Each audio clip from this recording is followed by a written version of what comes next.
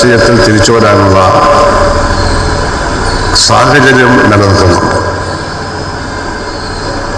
അതെങ്ങനെ പ്രയോജനപ്പെടുത്തുമെന്നുള്ളതിനെ അടിസ്ഥാനപ്പെടുത്തിയാണ്. പക്ഷേ ഇടതുപക്ഷത്തിന് എൻ്റെ പൂർവ്വകാല മഹത്വത്തിലേക്ക് തിരിച്ചു വരാനുള്ള ഒരു സാഹചര്യവും നിലനിൽക്കുന്നു.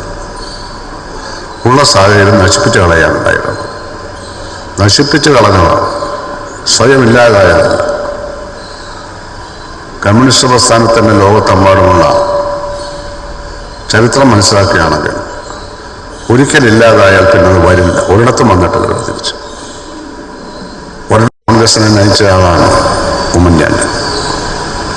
തളരാതെ പതറാതെ പ്രതീക്ഷയോടുകൂടി നാളെ തിരികെ വീണ്ടും വരും എന്ന ഉറച്ച വിശ്വാസത്തിൽ ഉമ്മൻചാണ്ടി കോൺഗ്രസിനെ അധികാരം നഷ്ടപ്പെട്ട കാലത്ത് നയിച്ചു.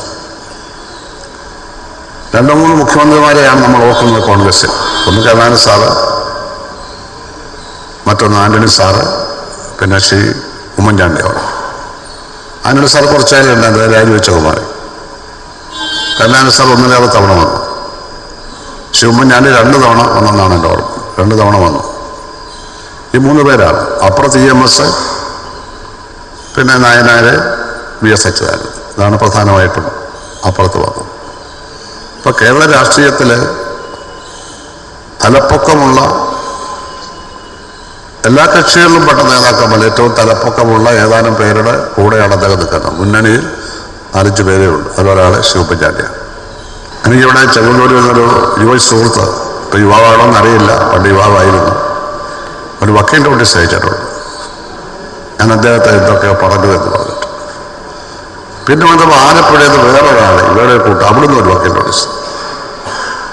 ഇന്നിപ്പോൾ നോക്കിയപ്പോൾ അമ്പലപ്പുഴയിൽ മത്സരിച്ച് തോറ്റയാളുടെ വക്കീൽ നോട്ടീസ്. അവരെല്ലാം കൂടിയെന്ന് ആലോചിച്ച് ഇങ്ങനെ വക്കീൽ നോട്ടീസ് തന്നുകൊണ്ടിരിക്കുകയാണ്. ഇവരെല്ലാം കൂടെ ചേർന്ന് ഒറ്റ വക്കീൽ നോട്ടീസ് മതിയായിരുന്നു. 5-6 ആവശ്യമില്ല, ഒറ്റയാണ് മതിയായിരുന്നു.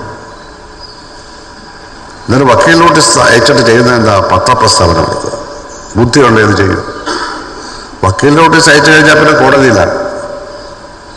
വക്കീൽ നോട്ടീസ് അയച്ചിട്ട് പത്രപ്രസ്താവന നടത്തി സ്വയം ഡിഫമേഷന് വിധേയനാവും. ഡിഫമേഷൻ കേസ് വേണേൽ കൊടുക്കാൻ, ഞാൻ കൊടുക്കാനൊന്നും പോകുന്നില്ല, എനിക്ക് അതിൻ്റെ ആവശ്യമില്ല.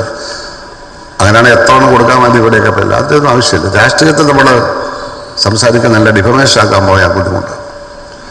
അപ്പോൾ ഇതൊക്കെയാണ് നടക്കുന്നത്. ബഹുമാനായ ഉമ്മൻചാണ്ടി സാർ അവരോട് ചെയ്തത്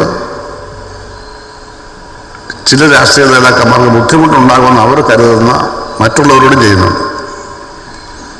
ഉമ്മൻചാണ്ടി കേരള മുഖ്യമന്ത്രിയായിരുന്നുകൊണ്ടും മറ്റു തരത്തിലൊക്കെ അത് ശ്രദ്ധാ വിഷയമായതുകൊണ്ട് കേരളമാകെ അറിഞ്ഞു. എല്ലാം കേരളമാകെ അറിയുന്നില്ലെങ്കിലും അറിയുന്ന കുറച്ചുകൂടെ ഉണ്ട്. ഇതൊക്കെ തെറ്റായ കാര്യമാണ്. ഇതുകൊണ്ടൊന്നും യാതൊരു തരത്തിലുള്ള നിലനിൽപ്പും മാത്രം പ്രസ്ഥാനങ്ങൾക്കോ നേതാക്കന്മാർക്കോ ഉണ്ടാകാൻ പോകുന്നില്ല. CPM-ൻ്റെ ഇപ്പോഴത്തെ നേതൃത്വം വെച്ചിട്ട് ഉയർന്നു വരാൻ പ്രയാസം. ജനങ്ങൾക്കതിന് വിശ്വാസമില്ല.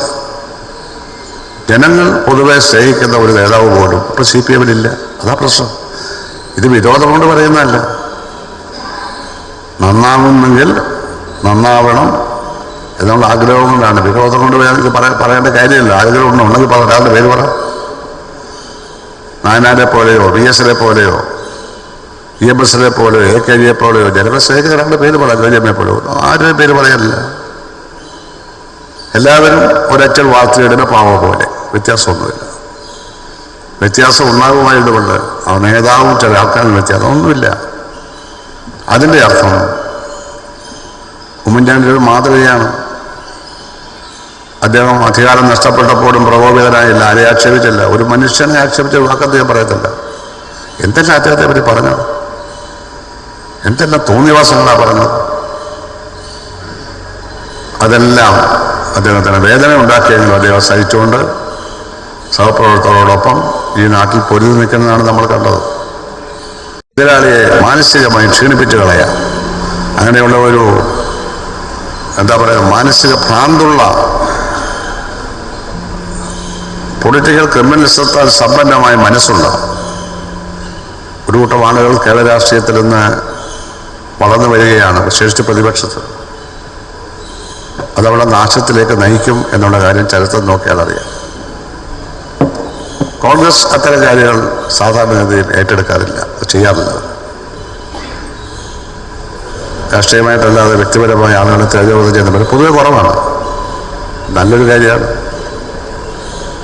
കോൺഗ്രസ് ഭാവിയുണ്ട്. കാരണം ദേശീയ പ്രസ്ഥാനമായിരുന്നു അത്. 1885 കോൺഗ്രസ് സ്ഥാപിക്കപ്പെട്ടത്. എത്രയായി വർഷം? ഏതാണ്ട്